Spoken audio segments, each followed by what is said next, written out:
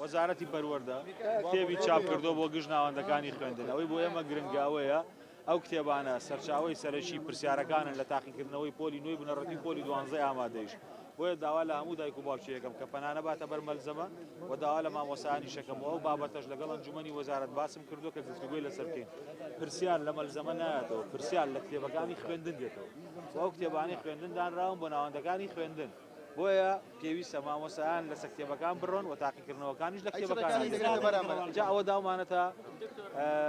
بەشی یاسایی خۆمان بۆ ئەوەی کە دراسی و بابەتە بکرێ لە ڕووی یاسایی ئەسڵەن مافی ئەو لە چاپکردانەوەی کتێبەکانی ئێمەیان هەیە مافی دەستکاریکردنیان هەیە بابەتێکی قانونیە سیاغەیەکی قانونی لە بابەتە ئەمانەی گەڵاڵە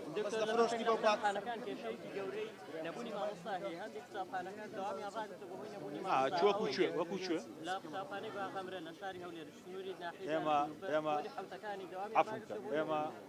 ئێمە لە بەگشتی لە کوردستان میلاکاتی خۆمان تەنزیم کردوتەوە هەندێک شاغرمان هەبووە لە جێگەدانانی گرێبەسمان هەیە بە لە جێگەدانانی گرێبەس ئەو شاغرانش پڕەکەینەوە و ئاخر کۆبوونەوەشمان لەگە تەربیەکانە کردووە ئەوەی کە جەناب دەیڵێ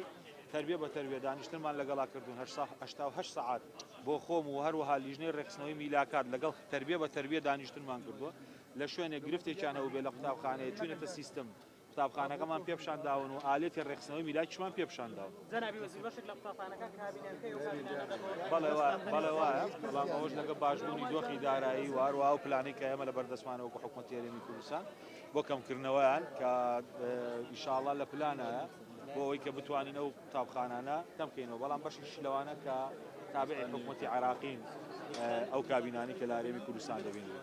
بەڵام بەشیشان تابعی ئێمە تەواو عەزیەتان کێشا لەبەرەو خۆرە